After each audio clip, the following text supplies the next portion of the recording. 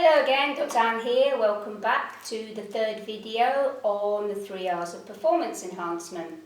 If you haven't seen the previous two videos, check out the links below because mainly it's better to watch them in order as some of the information progresses in our kind of onward level. So in the first video I talked about the relationship between the mind and the body and how they're intimately linked, and in this video today I'm going to talk about physical robustness, and this is particularly relevant, that relationship between the mind and body for this section of information, because what we're really looking at is how the mind perceives certain outward events and how the body translates this into certain actions and reactions. Often these are automatic and therefore we don't really have much control over them, but when we know that they're there, that means that we can take some degree of ability to work with them. So what we're talking about is the autonomic system. The autonomic system is basically the system that is always running within our body and is there as a survival mechanism to make sure that back in the day, if a tiger came along, that we were in a position to run away, fight that threat, or if need be, we could freeze and play dead. That system is very present in our everyday life, and normally we talk about suffering from stress. And a lot of the physical symptoms that we have as a result of that are really to do with the autonomic system being overreactive and perceiving things that really aren't maybe that threatening as something that it needs to prepare us for to fight, flight or freeze. When we go to perform in a physical game, so we're going before a football match or a tennis match or a swimming competition, our mind and our body perceive this as a threat and they also begin to go through that system. Now, this is a good thing because it means that our body's getting ready to perform, but it can also be a bad thing if we don't actually know what's happening.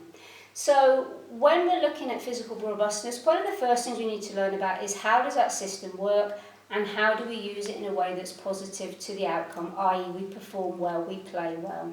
And that's one of the things I would cover in that part of the programme. The other thing is to do with strength and stamina.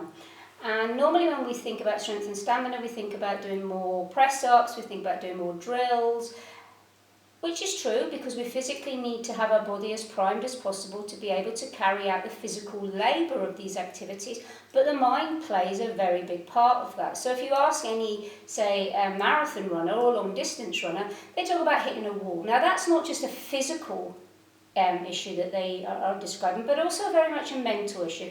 A mental issue where their mind says, why am I doing this? Do I really want to do this anymore? So that's not a physical issue so much, that's much more to do with how do we cope with the way our mind plays tricks on us, because we're asking our body to do something that normally it wouldn't do, it wouldn't want to do, and it wouldn't choose to do. It would do something for a long period of time and then it would have a rest, whereas we're asking it to go above and beyond. So when we're talking about physical robustness, strength and stamina, we're also talking about how we can work with our mind to deal with those thoughts that unconsciously just pop up. We know they're there, and how do we deal with them when they arise?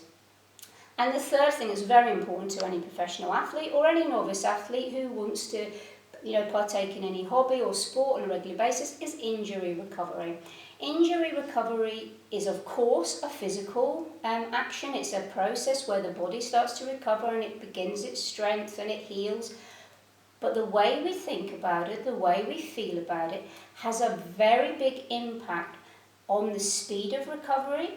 It has also to do with the possibility of repeating that injury again, because if we've had an injury and we think that perhaps that part of our body is maybe slightly weaker, then we have the potential to re-injure. So you often find an athlete, okay, they're physically recovered, so by rights there should be no repeat. But they repeat the injury over and over again, and often that's not because of the physicality, but how they think and feel about it. So part of the injury recovery process is very much making sure we've reframed the thinking so that you're healed in the whole way. And that's the mind has got over the fright, has got over the shock, as well as the body has had the opportunity to heal to its best. So that's physical robustness, and in the next video I'm going to talk about emotional readiness. So hopefully see you then. Thank you.